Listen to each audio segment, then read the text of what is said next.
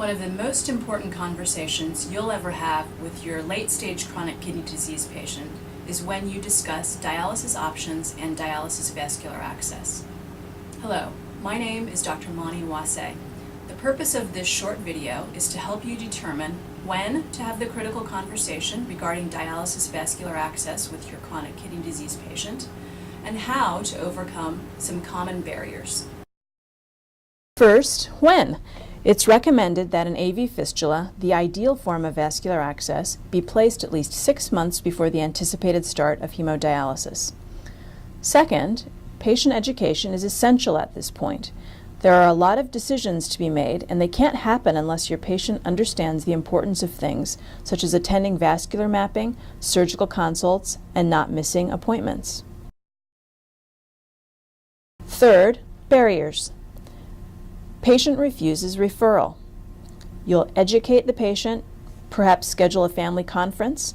It helps to explain to the patient that planning dialysis vascular access is a preventative measure in order to make the transition to dialysis smoother and to avoid a catheter, which could put them at greater risk for infection and death. Next barrier is concern over complications. Sometimes the first AV access doesn't work, or it may require procedures to get it ready for use.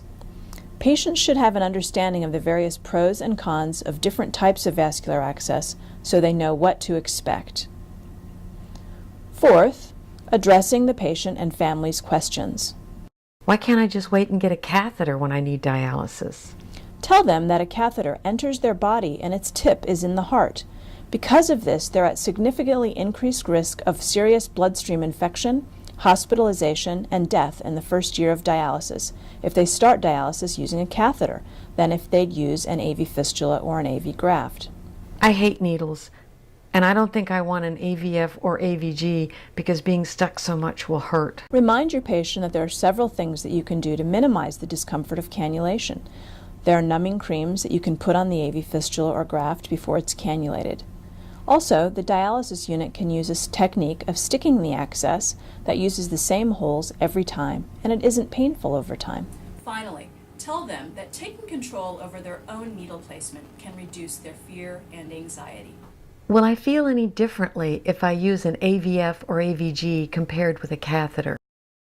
Let them know that patients that use an AV fistula report better quality of life, improved sleep, and more physical activity than patients that use a catheter.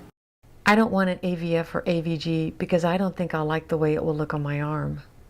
A lot of people have this concern. It's important to remind them, though, that dialysis is life-saving and that they'll live longer if they have an AV fistula. Where can I get more information about vascular access and AVFs?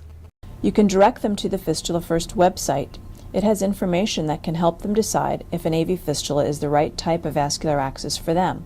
It can be found at www.fistulafirst.org.